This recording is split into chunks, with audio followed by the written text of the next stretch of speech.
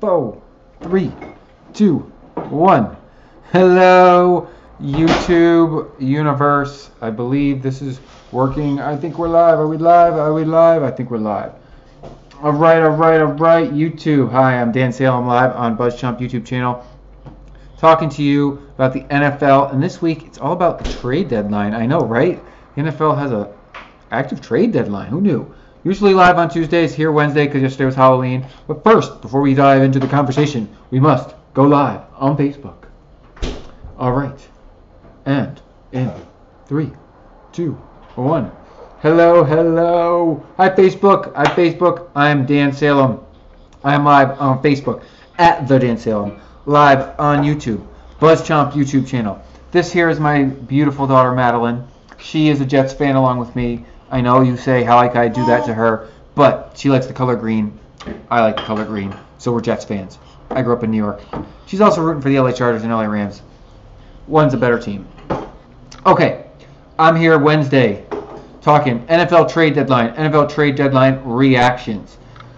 It was an insane trade deadline, surprisingly, I think. Maybe not so surprisingly. Everything in the NFL has picked up recently, so why not the trade deadline? I'm usually live on Tuesdays, 5 p.m. Pacific. It is Wednesday. Yesterday was Halloween.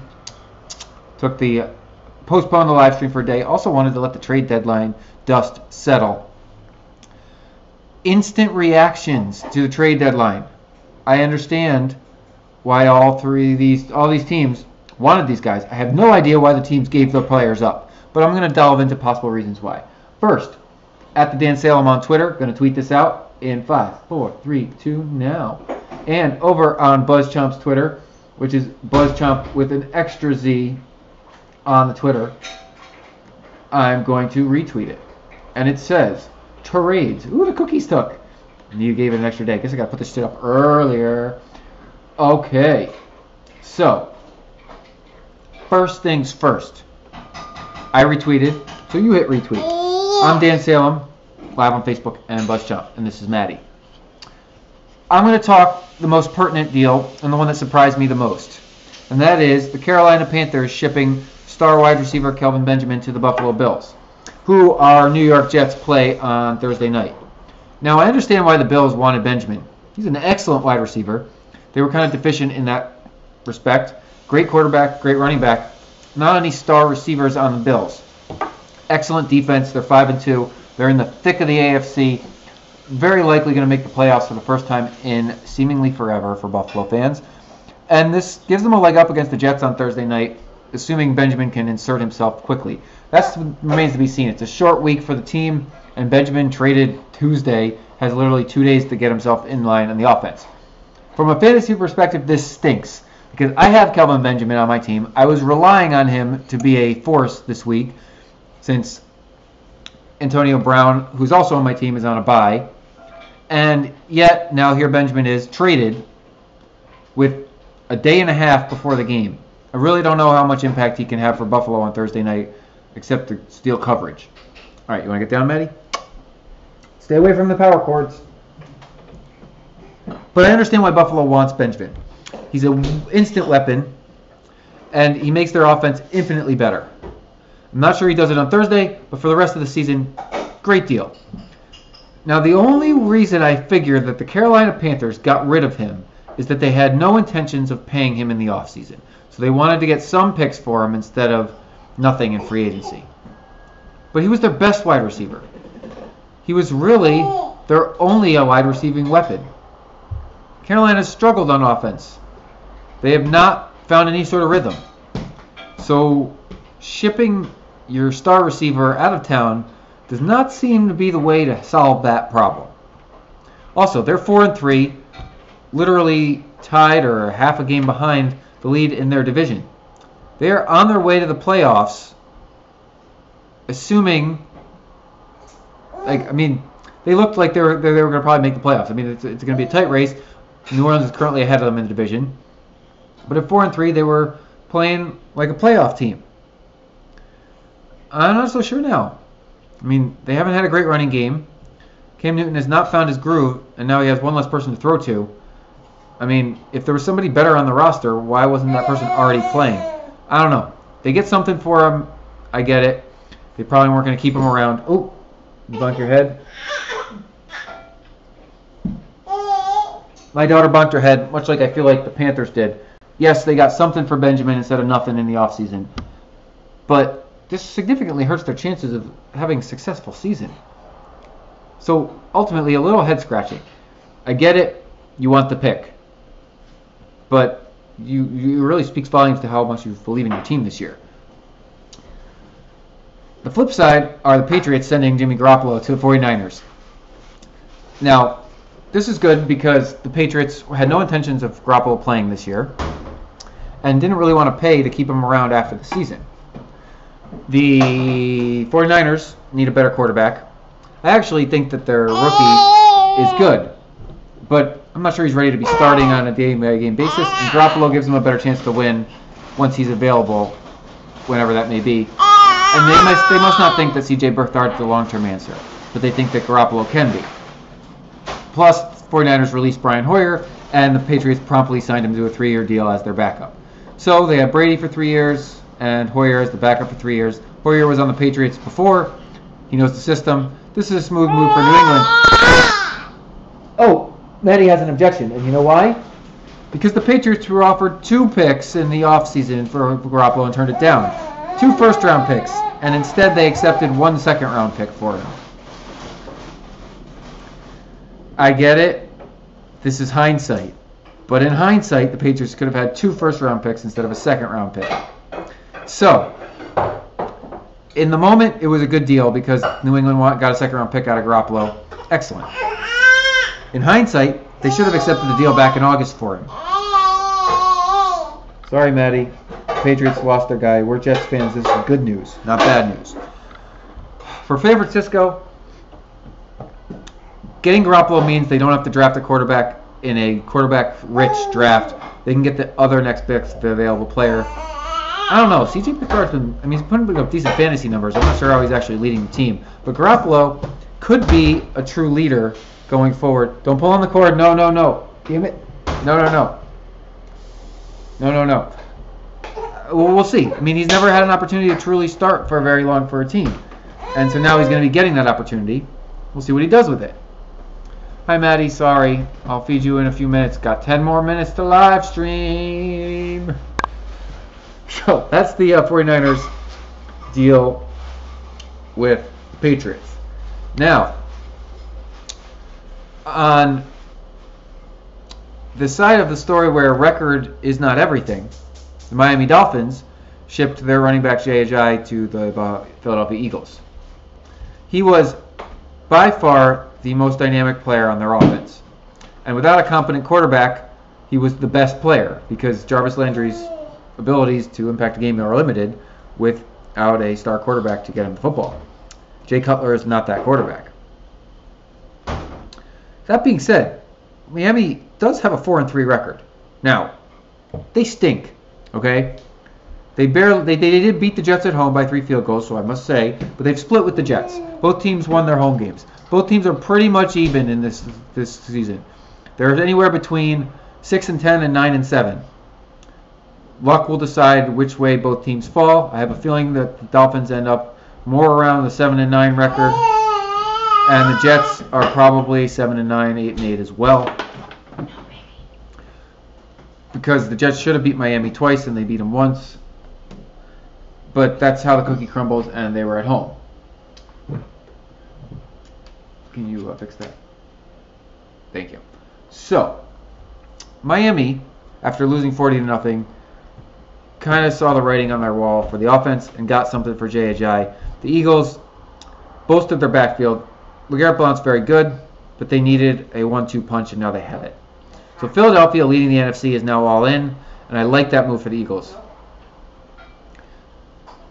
It would be surprising for Miami to make this deal if not for the fact that Ajayi's just not been doing it for Miami this season, and the Dolphins are not good on offense, not at all. They got a lot of holes to fill, so this will probably help fill some. Smooth move. On the almost happened, but probably better that it didn't scheme of things, The Browns tried to trade for backup quarterback A.J. McCarron from the Bengals. I don't understand this. The Browns suck, and they've been rotating all three of their quarterbacks on a weekly basis. Just let Kaiser play the full game. Let him keep playing the whole rest of the season. You are 0-8. You suck. You're not going to make the playoffs. Let your rookie play out the year, take his lumps, and maybe he gets it better. But you keep pulling him halfway through the game, and it crushes his confidence. What was another quarterback going to do to help the situation? Nothing. It was only going to hurt it. So it's probably better that the Browns called in the trade late to the NFL and failed to close the deal. I'm not sure Browns fans feel that way, because maybe anything's better than what you got. But as a football person, I think that was a better thing that did not happen. All right. So those are some of the major trades. Seattle grabs a lineman from the Texans. Blah, blah, blah. What else went down? Seemed like there was a lot more. Oh, the Jets picked up a cornerback from the 49ers. They needed some help because they have injuries there, and what they had to not cut it last week against Atlanta. But they really just need to stop making penalties. So I'm going to talk about my Jets for a minute, who are 3-5, but they lost to Miami by a field goal at the end. They gave up that game. I'm not going to say anything about the Patriots game, even though they blew a 14-point lead. New England's a better team. But the Falcons game, the Jets had in hand. They missed 2 field goals and lost by 5. They also muffed a punt and gave Atlanta 3 points. So that's a 9-point difference. That would have been a victory for the Jets. That would have put the Jets at 5-3 instead of 3-5. But a little kudos to myself. I wrote about the Jets' best case scenario for this season before the year began, and it had them finishing at 9-7 and in the playoffs. I've been right about every game except for one, which was the opening game against Buffalo. I had the Jets beat Buffalo twice and split with Miami, lose to New England twice. That's their divisional setup. So far, I had them at 4-4. They're 3-5. They lost to Buffalo to start the year. Buffalo's a better team than I thought. But the Jets should beat Buffalo at home on a short week. I don't expect Kelvin Benjamin to have much of an impact. Unfortunately, I don't have a replacement for him in fantasy. I actually think the Jets will get to the Buffalo's defense. Unfortunately, I don't want to drop Buffalo's defense from fantasy either. We'll talk fantasy football in a minute. But I like where this Jets season's heading. The only little hitch in my wagon is I don't think 9-7 will get anybody into the playoffs this year in either conference. I know that everyone's packed in the middle, but the top's kind of separating itself, and I don't see that changing. It's going to be a 10-6 kind of year for the playoffs minimum. You need double-digit wins. Jets aren't getting there. That'd be a shocker. Miami's not getting there either, so they made a trade. So, what's the fantasy fallout from these deals? Kelvin Benjamin should be a better wide receiver in Buffalo than he was in Carolina because he's playing for a more dynamic offense and just a better overall team, in my opinion, even though Buffalo did lose to Carolina earlier. Tyrod Taylor's just playing better. Cam Newton's looked okay, but they've been so inconsistent. I don't know that Kelvin Benjamin will have a good week this week, though. I'm not even sure. He'll be on the field, but is he going to be able to learn the offense? How similar is it to what he ran in Carolina? I think that he's being reunited with some of his old coaches, so that should help him get in there quicker. So, but I don't know. I mean, I already have him, but I'd hesitate to bank too hard on him this week, only because it's 2 days. They play tomorrow night. Jets Bills, Thursday Night Football. Jay Ajayi on the Eagles. LeGarrette Blount's going to be the starter. He's the number one back there. So Ajayi picks up the other carries that Blount wasn't getting. So I like Ajayi's. I mean, he's got big play potential, but I don't think that he's he hasn't been a reliable fantasy option this season. I don't think he will be one on the Eagles. Blount's their guy. Blount's been putting up 10, 11 fantasy points a week. I don't see that changing, and Philadelphia has no intentions of changing it. Garoppolo, however, in San Francisco, when he plays this year, which it might not be for several weeks, maybe even a month. World Series Game 7 just started. When he plays, he will be a solid fantasy option. Hell, C.J. Beathard's a decent option right now. I grabbed him this week because Philip Rivers is on a bye, and I need a quarterback. We got 2 quarterbacks in our league. And Garoppolo to Pierre Garçon is going to be a nice option. San Francisco's got decent tight ends. They've been playing pretty good. They've lost a lot of close football games. I think 4 or 5 really close games, 4 points or less. This is a better team than their record indicates, unlike the Browns. So they do feel pretty good about themselves. And Garoppolo can make that difference. One player makes a huge difference, especially when it's the quarterback. And I like this move for San Francisco, and it's a good fantasy perspective. I just don't know when he's going to get in there. So if you have room on your bench, sure, stash him. But otherwise, I've heard maybe even as late as week 11 he'll get in after the 49ers bye. That's real late. Is that when they play the Jets? I don't like that debut potential for New York, even though they should beat San Francisco either way. All right. Let's take a peek at the slate of games we have this week. I like to give my predictions before I end my live stream. Winner take all. Oh, yes. Josh Gordon of the Cleveland Browns got reinstated on a conditional basis. Not really sure what that means. Knowing the Browns, he'll be starting this Sunday. Even though I don't even have any idea if he's in shape. Ezekiel Elliott is again suspended pending an appeal, which I have a feeling will happen before the end of the week, which means he'll probably play again, which I really hope so, but I have no idea. So you best better have a backup option ready and waiting if he doesn't go, which it's 50-50. I'll be at you in a few minutes, little lady. All right, schedule time. Thank you for bearing with me, my daughter. So we got Jets, Bills on Thursday night. The Jets need to win this game at home, but honestly, Buffalo is the better team. And at 5-2, I mean, I guess in principle they should win. But they played the Jets. They played such a close game week 1, and the Jets are in good shape. I think the Jets can squeak out a 3-point victory. It's going to be a close football game. Baltimore, Tennessee's a freaking toss-up. Both those teams have been so bad, but then good sometimes, sort of. Tampa Bay, New Orleans. If Tampa has any hopes of saving their season, they need to win. But New Orleans is at home and on a hot 5-game winning streak. The Saints all the way. LA Rams at New York Giants. Can the Giants put something together off their bye? Probably not against the Rams, who have too good of an offense for New York to keep up with. Sorry, Giants, you suck. And the LA Rams are good. Denver at Philly. Philly is going to smack all over Denver Broncos, who have inserted Brock Osweiler at quarterback. Yes, he's back in the Broncos. But Denver, they've looked really bad the last few weeks, and it's not all on the quarterback. Sure, the quarterback change can help. By the Eagles at home, I'm rolling with Philadelphia. They're too good. Atlanta at Carolina is a total roll the dice football game because neither team has been consistent. Neither team has looked great.